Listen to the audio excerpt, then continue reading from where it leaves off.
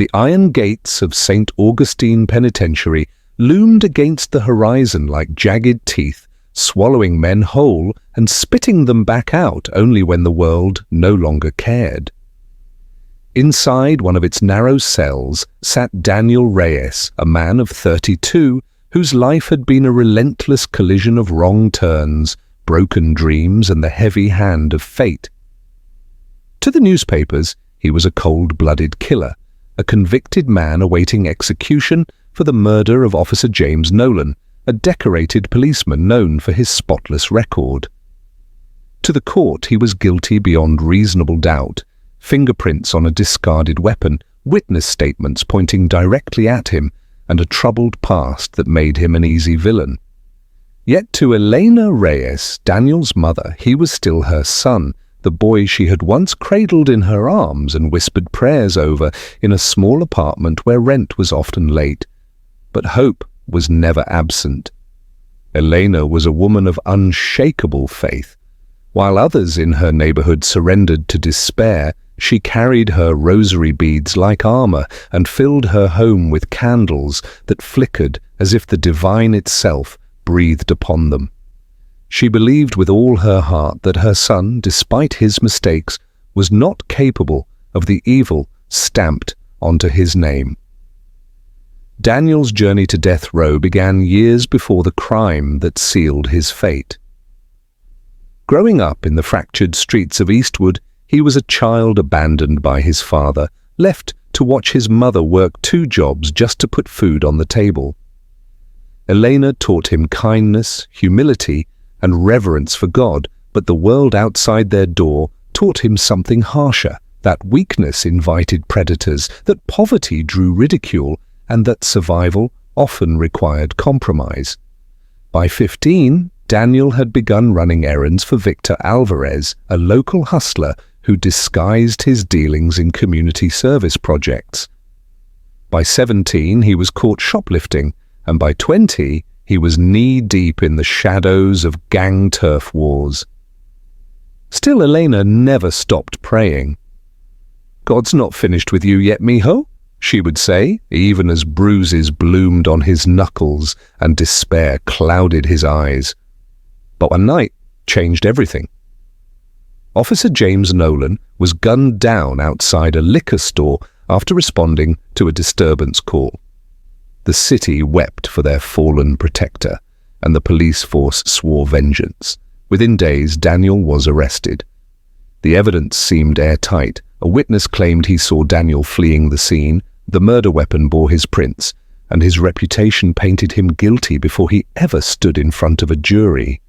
The trial was swift, the verdict harsher still.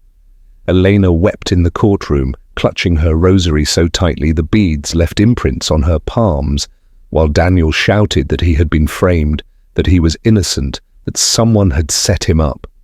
But no one listened. The judge's gavel came down like a thunderclap, sentencing him to die by lethal injection. That day, Daniel's life effectively ended, and he was swallowed by the cold grey walls of St. Augustine. He became another number, another headline, another story of wasted youth and violent crime. Yet even in that suffocating space, Elena's presence endured. Every week she made the long journey, carrying with her the warmth of home-cooked food he could not eat, the softness of her prayers, and the steady reminder that she still believed in him. "Daniel," she would whisper through the thick glass during visits, "the Virgin Mary is watching over you. She knows the truth." At first, he scoffed. Faith had no place in a world where steel doors clanged shut and men screamed in the night. But Elena's persistence chipped at the armor of his anger. Slowly, the idea began to take root. Perhaps he wasn't as forsaken as he thought. Still, the label of murderer hung heavy on him, and the countdown toward his execution ticked louder with each passing year. The years Daniel spent on death row bled together like ink spilled across a page, dark, indistinguishable, and heavy with finality. Each morning, began with the same clanging of doors, the same metallic trays slid through narrow slots, the same voices echoing down concrete corridors. For most men, time dulled into routine, but for Daniel, every tick of the clock was a reminder of the date etched into his future. He was scheduled to die in 7 years from the day of his sentencing, yet each sunrise felt like a countdown, a taunt from the world outside that moved freely while he withered behind bars.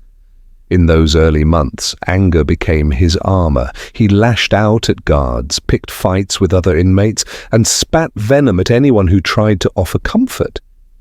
Hope seemed like the cruelest punishment of all, and he decided it was better to feel nothing than to nurse dreams that would be torn from him.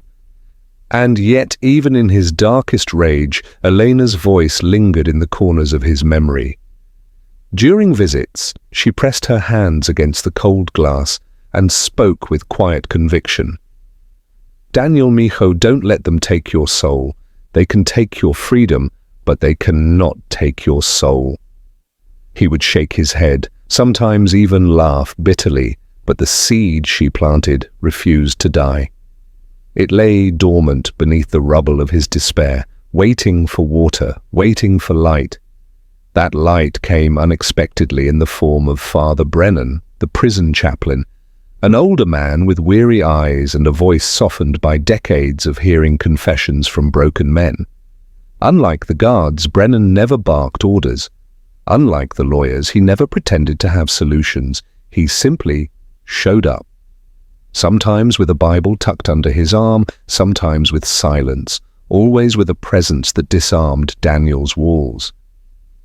At first, Daniel mocked him, calling him a vulture feeding off the condemned. Brennan never flinched. "Maybe," the chaplain would say calmly, "but even a vulture can point you to the sky." Over time, the priest's patience wore down, Daniel's defiance. He began listening, then speaking, then questioning.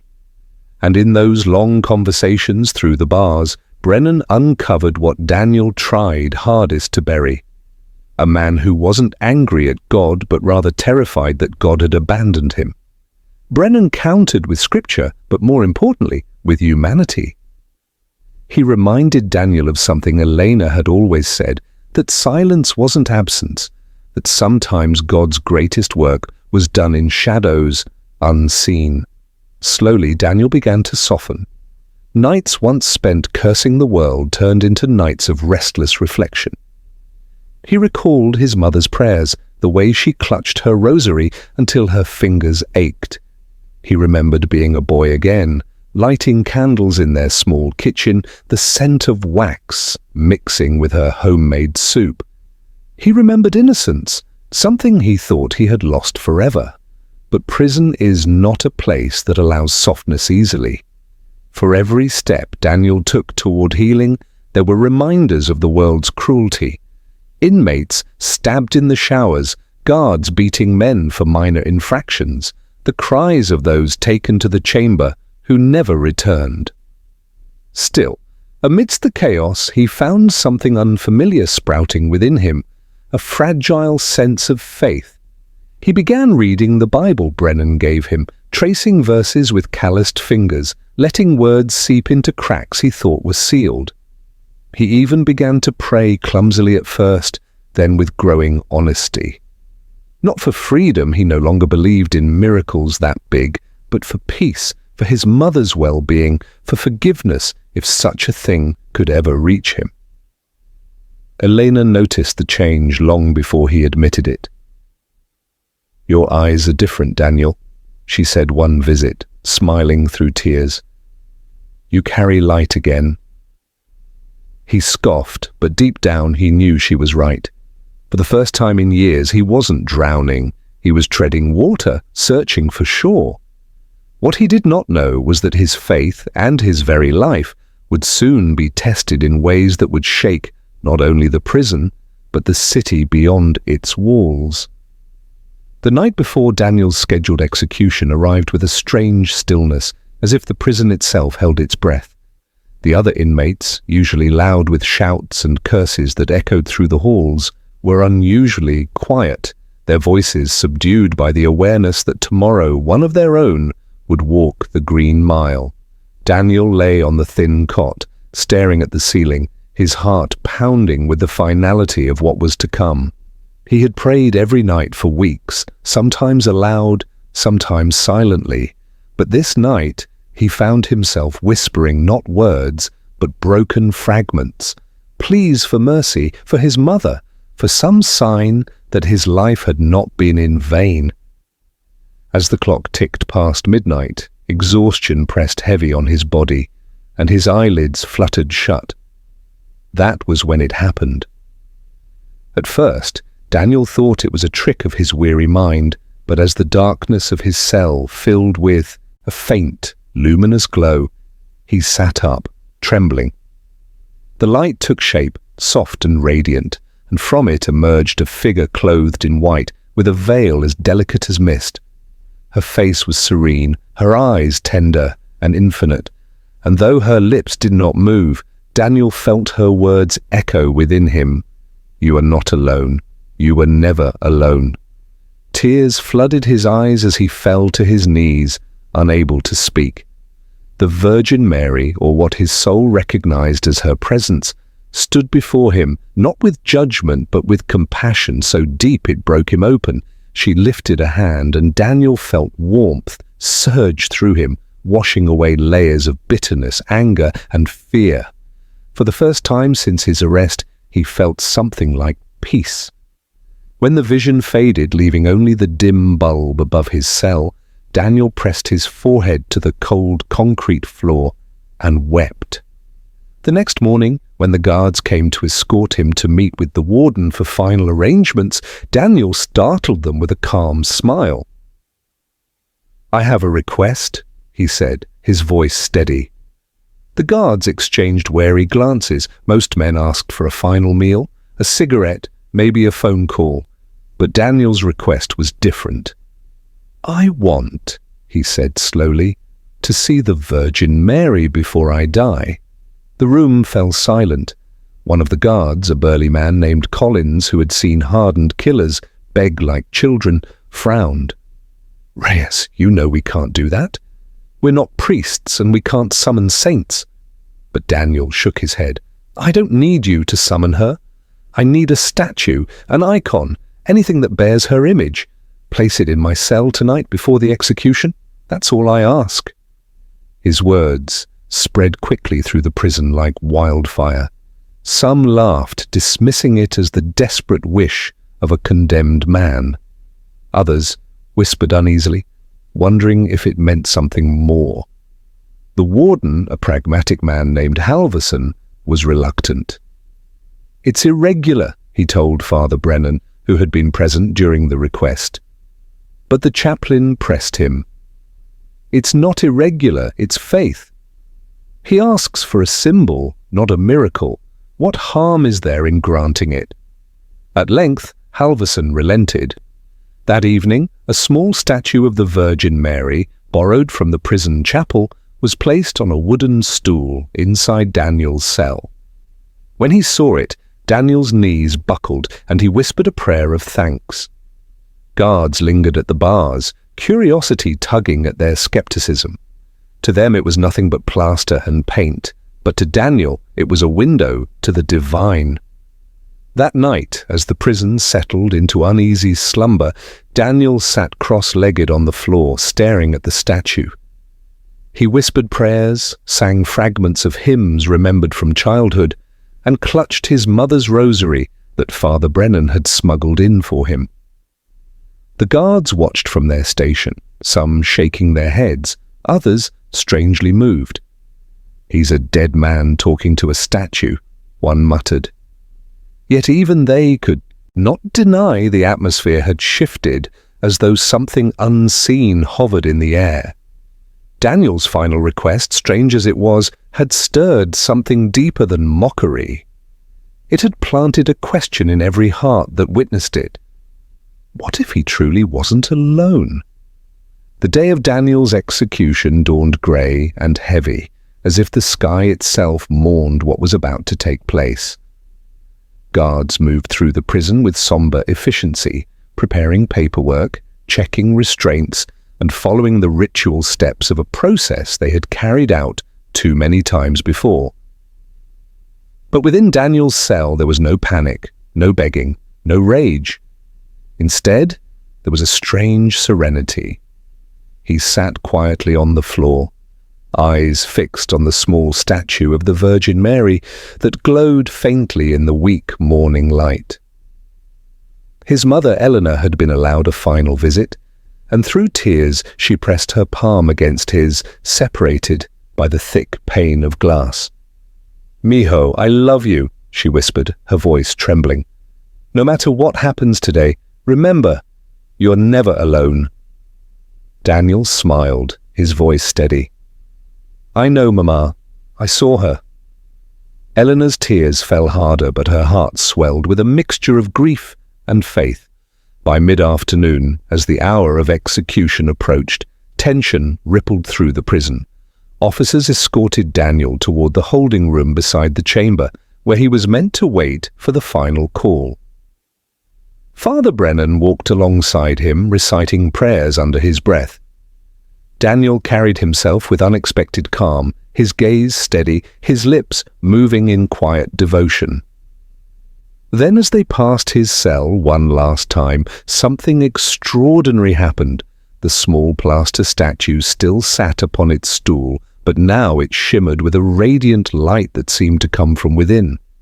At first, the guards dismissed it as sunlight breaking through a crack in the grimy window, but the glow grew brighter, pulsing with a gentle warmth that filled the corridor. Daniel froze, his knees buckling, tears streaming down his face as he whispered, "She's here." Father Brennan gasped, crossing himself, his own eyes brimming. The guards exchanged fearful glances, some instinctively stepping back. The light spilled across the floor, washing over Daniel as though embracing him.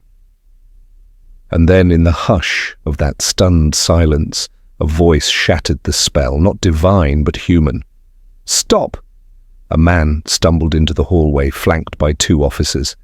It was Henry Lawson, a career criminal, and former associate of Victor Alvarez, the hustler who had once pulled Daniel into his orbit. His face was gaunt, his hands trembling as he clutched a sworn statement. "It wasn't him," Henry rasped, his voice echoing down the hall. "I killed Officer Nolan. Daniel didn't pull the trigger. I framed him." Chaos erupted. Guards seized Henry, demanding explanations, while Father Brennan demanded silence to hear him out. Henry, choking on sobs, confessed that Alvarez had ordered Nolan's death after the officer uncovered ties between the gang and corrupt city officials. Daniel had been the perfect scapegoat, reckless, angry, and already on the police radar. To secure the frame, Henry admitted planting Daniel's fingerprints on the gun and paying off a witness to identify him. "I can't die with this on my conscience," Henry cried. "God forgive me."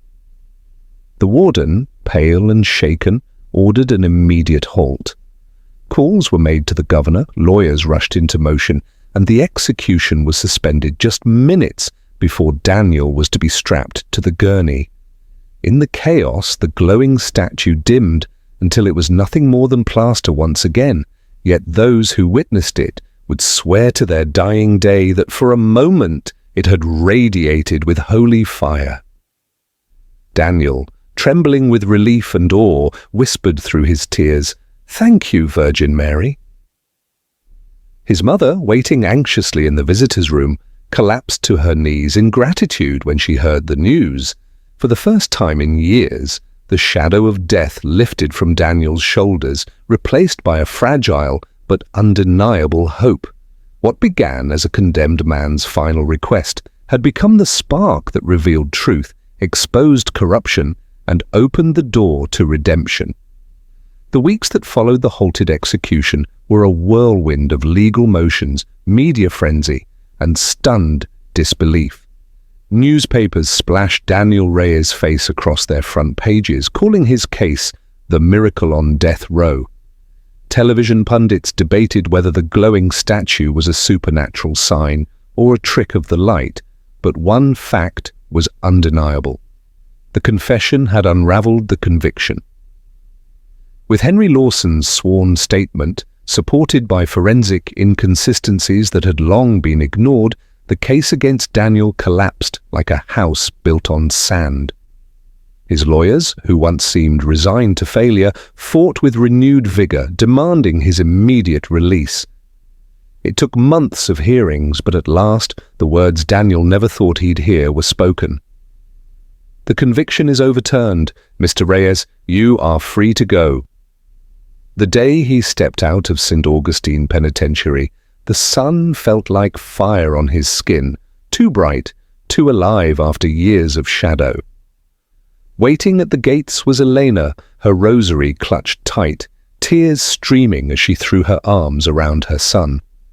For a long moment, they simply held each other, no words needed, their embrace saying everything stolen years had not. Around them, reporters shouted questions, cameras clicked, but Daniel barely heard them. All that mattered was his mother's heartbeat against his chest and the sense that somehow he had been given a second life. Freedom, however, was not simple. The world had moved on while Daniel was caged, and he bore the scars of confinement. Nightmares haunted him, and the label of killer lingered in whispers despite the court's ruling. Yet he refused to let bitterness claim him again. Instead, he chose to honor the miracle he believed had saved him. He began speaking at churches, community centers, and schools, telling his story not as a plea for pity, but as a testimony of faith, justice, and the dangers of judging too quickly. "I was guilty of many mistakes," he told young men who sat in the same neighborhoods that had once ensnared him. "But I wasn't guilty of the crime they pinned on me. And even in my darkest cell, God never abandoned me." His words carried weight, not because he spoke as a saint, but because he spoke as a man who had walked through fire and survived. Elena, ever the quiet pillar of faith, stood by his side, her presence a reminder of the prayers that had never ceased. Father Brennan too remained close, his weathered hands often clasped in pride, as he watched Daniel guide others away from the paths he once took.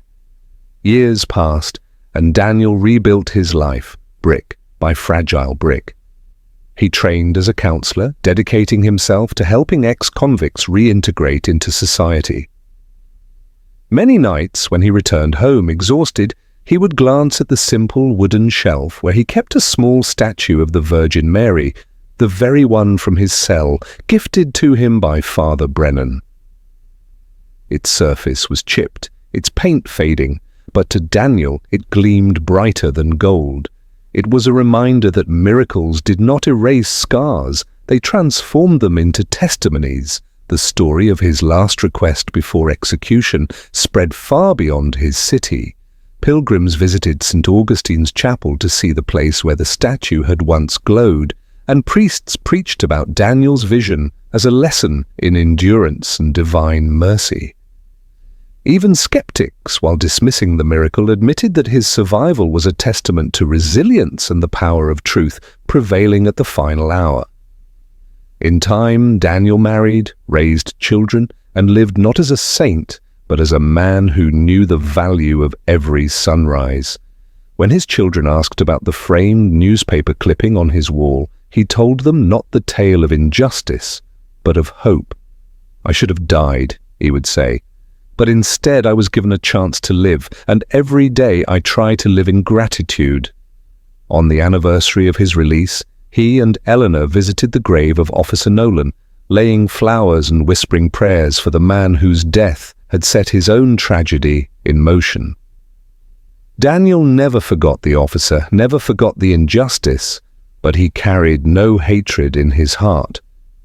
Instead, he prayed for peace, for Nolan's family, for Lawson, who had confessed, even for Alvarez, whose choices had twisted so many lives. For Daniel had learned that forgiveness was not weakness, it was the only way to truly be free. And so the boy from Eastwood, who once ran with gangs and nearly died, a condemned man, came to be remembered not as a criminal, but as a living miracle. His story became a beacon for those drowning in despair, proof that even in the darkest of cells light could break through.